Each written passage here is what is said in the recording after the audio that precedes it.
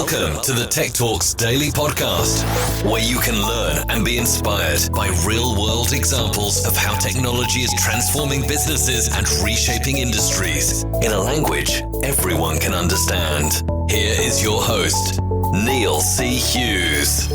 Welcome back to the Tech Talks Daily Podcast. Autumn has hit here in the UK, the leaves are falling off the trees, and I regretfully have retired my dog walking cargo shorts until next summer. But as retailers continue to adapt to online during the pandemic, the UK has also unquestionably become a nation of one-stop online shoppers. And online marketplaces such as Amazon are benefiting from consumers more than with retailers directly. And I'd love to hear more from you all in the 165 countries that you're all listening to this podcast, according to the report from my podcast host. I mean, is this really a Brit thing or is it a global thing? I do suspect it's the latter, but I'd love to hear from you. Remember, my email address is techblogwriter@outlook.com. But today's guest is Peter Bell, Marketing Director for EMEA at Adobe. And he's going to discuss how businesses have adapted to this widespread adoption and evolution of digitisation that were pushed into just a few months as a result of COVID-19.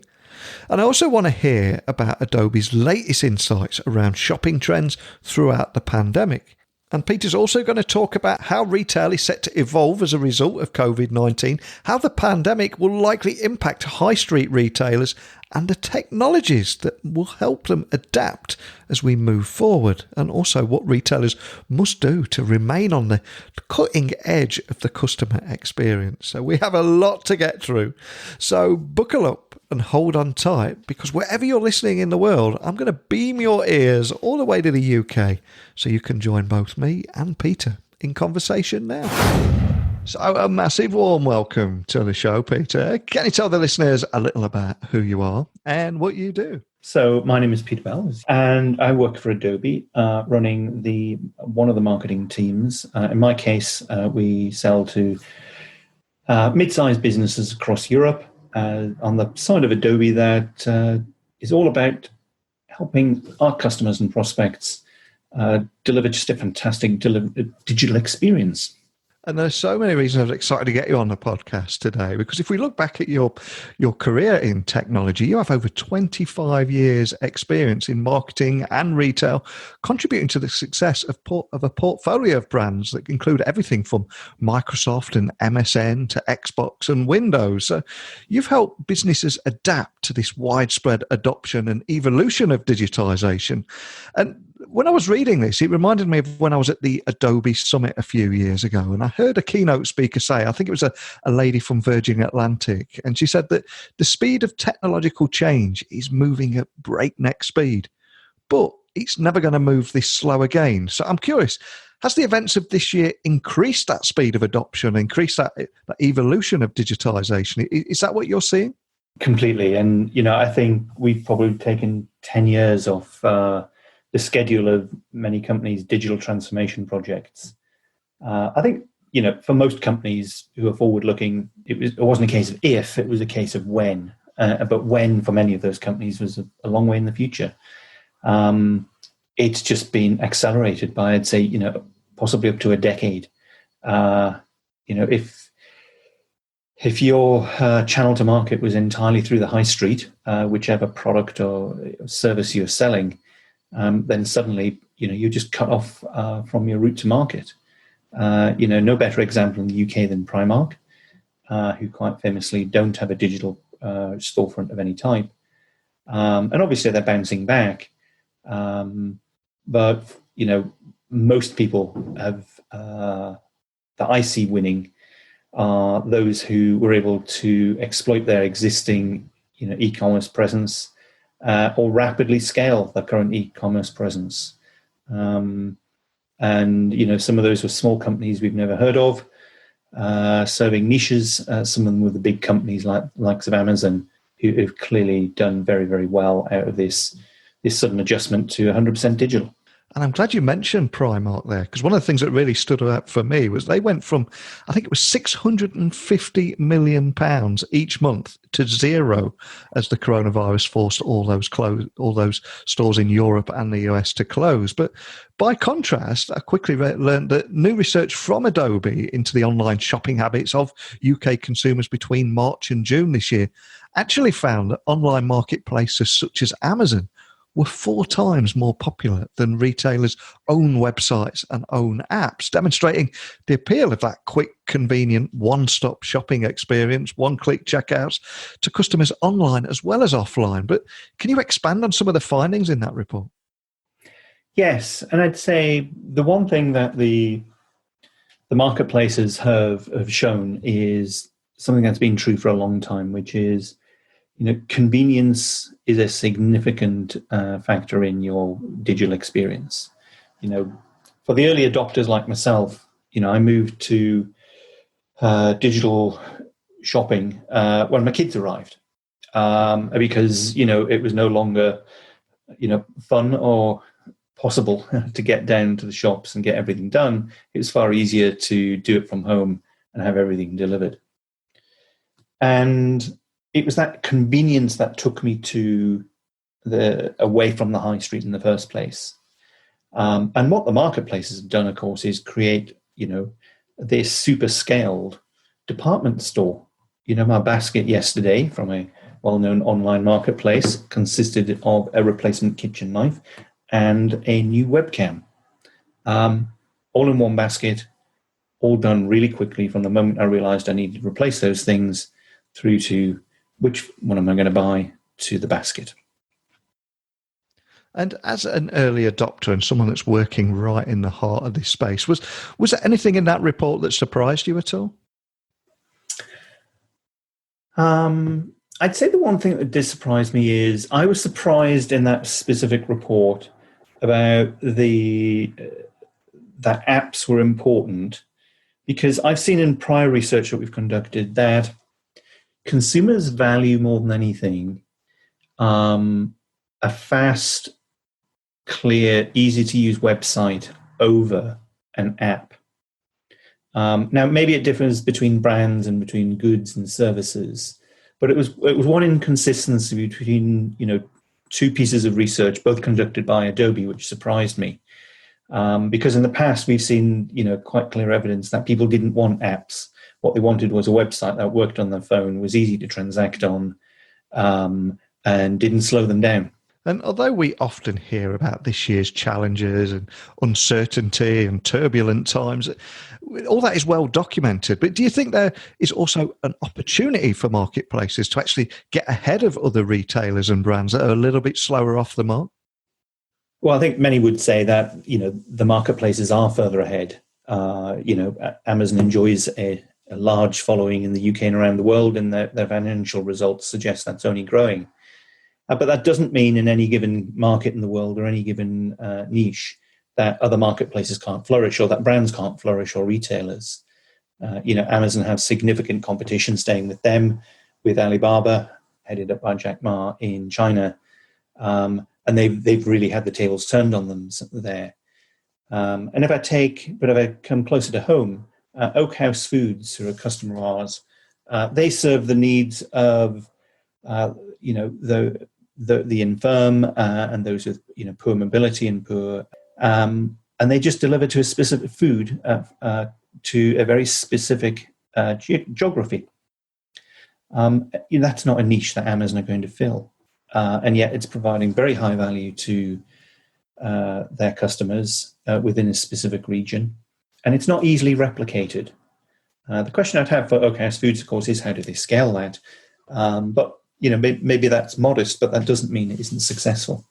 And as someone that's been to the Adobe Summit for 5-6 years now, one of the things that obviously I've learned over those years is about digital experiences, and how Adobe have always championed that experiences are now more important than the transaction itself. And one of the things to highlight from that report there is that it's not all about delivering digital experiences now, but businesses are also challenged with capturing attention in ways that other marketplaces can't. So do you have any use cases or real real world examples of brands that are doing that particularly well? Yes, because when we think about experience, we need to think about it holistically. So my colleague Brian Green recently blogged on this, where, in a digital economy, delivery is actually your superpower.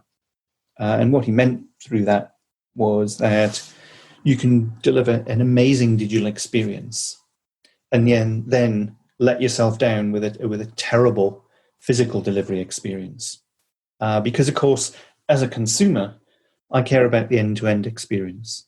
However I discover you through to the fulfillment of the order to my front door in a timely fashion. And we know that these things are important because in some research last year, price was nice, but it wasn't the deciding factor. The people who are standing out from the crowd were the people who had a really fast website. It was easy to find things, good search function, and I was confident that my data was going to be secure. That accounted for about 54% of respondents. But 66% of respondents were influenced by free delivery in order to bring them back and make a repeat purchase. So that's a key driver of how do you stand out? How do you handle that delivery piece?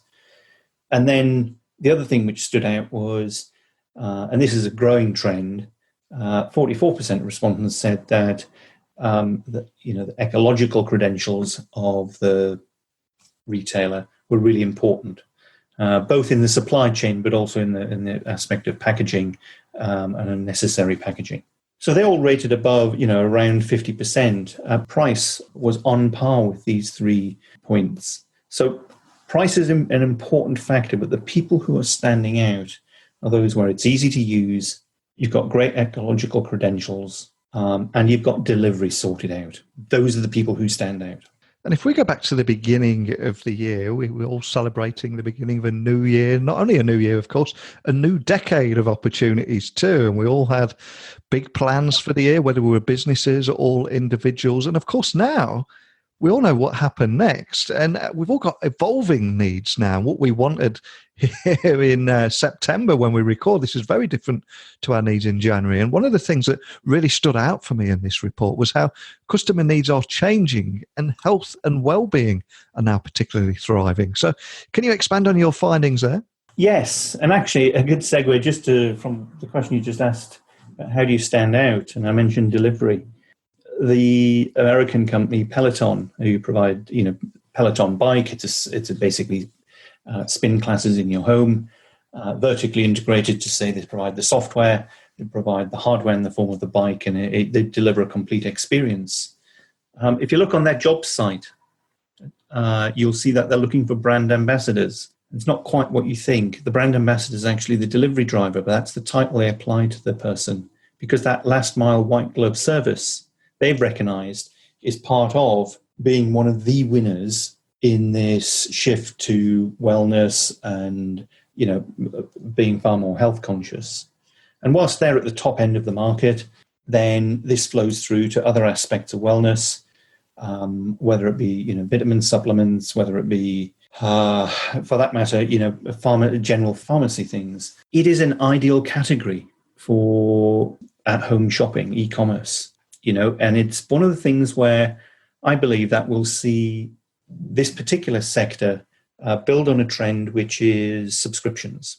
We all know, if we understand financial results, that, the market values reoccurring revenue, subscriptions.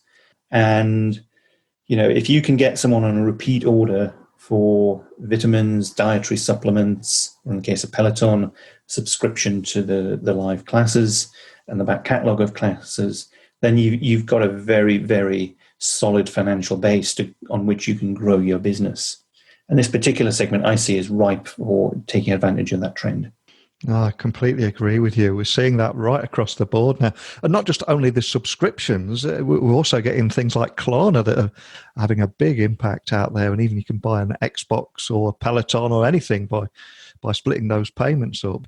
There's been a lot of criticism of retail in the high street in terms of, is it really evolving? Is it keeping up with consumer needs? One of the things I've been blogging on recently is that we don't lose some things that retail does really well in the high street. And a specific example I have for you is the charity box. And, the charity box is ubiquitous across many British shops, large and small. And actually, it's a major source of funding for charities, which sadly we've seen that drop off as none of us have been in those stores.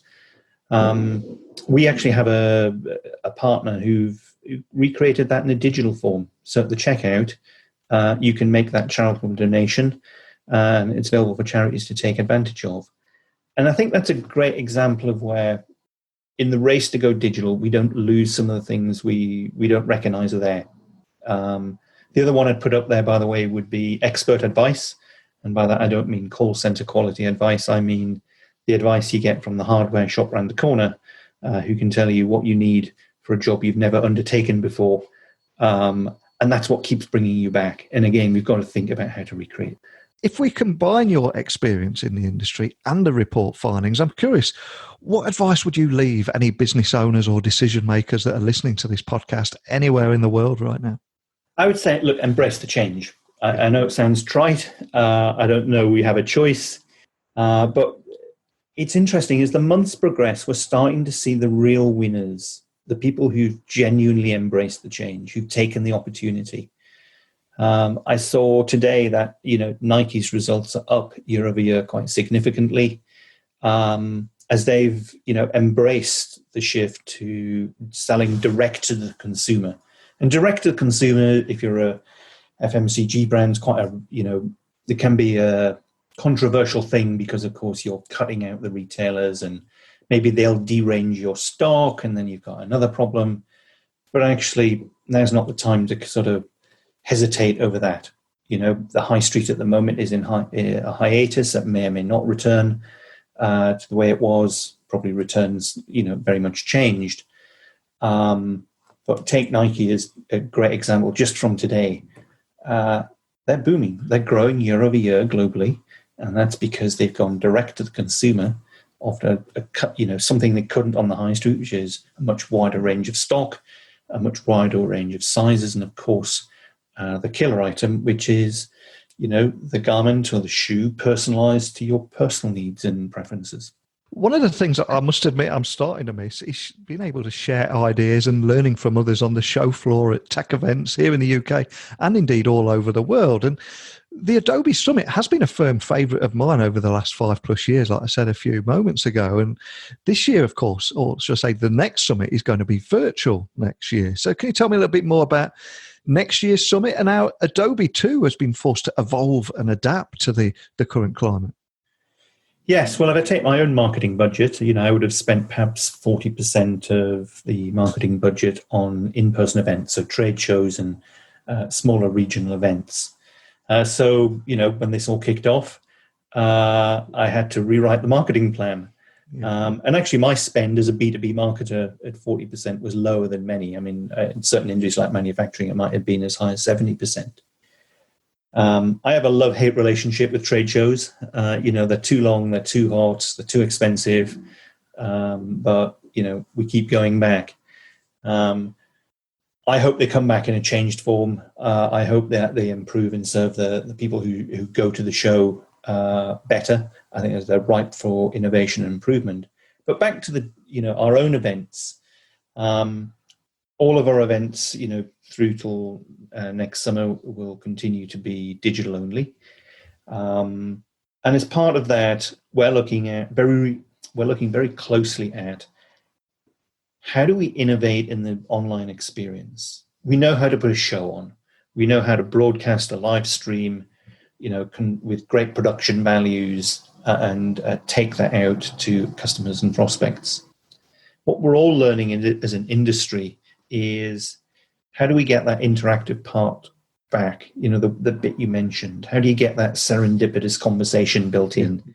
How do you chat with peers? How do you meet people in a way that feels natural? And we're figuring that out, and it's a real priority for us.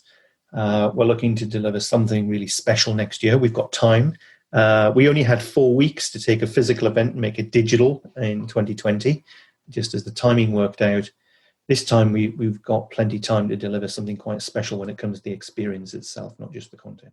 Well, a huge thank you for joining me today. But for anyone listening that would like to find out more information about the report that we've been referencing today, next year's summit, or indeed anything at all, just want to contact your team or follow your blogs at Adobe, what's the best way of doing that as a central point?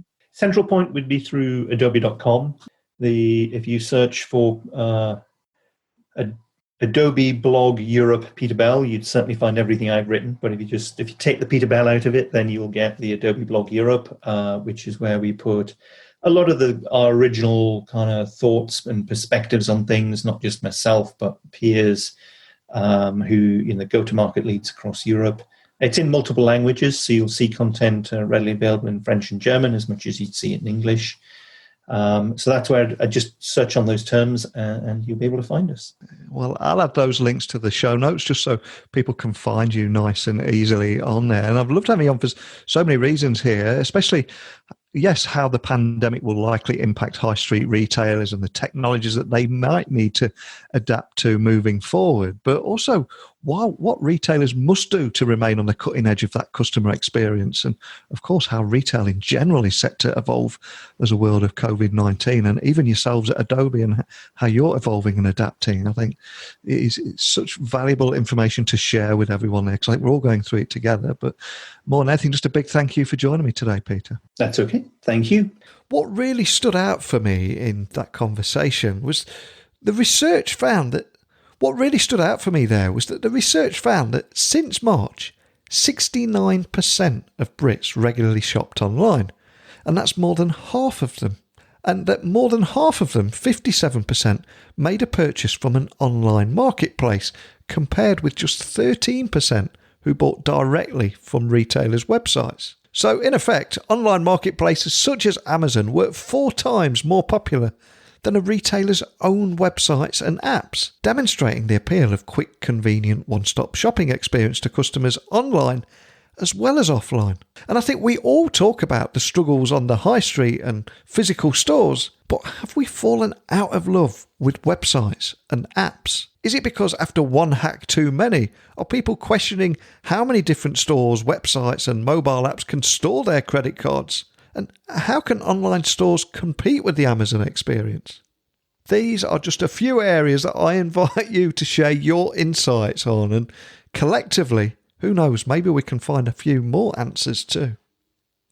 So please email me, techblogwriter@outlook.com. You get me on LinkedIn, Twitter, Instagram, etc. at Neil C. Hughes.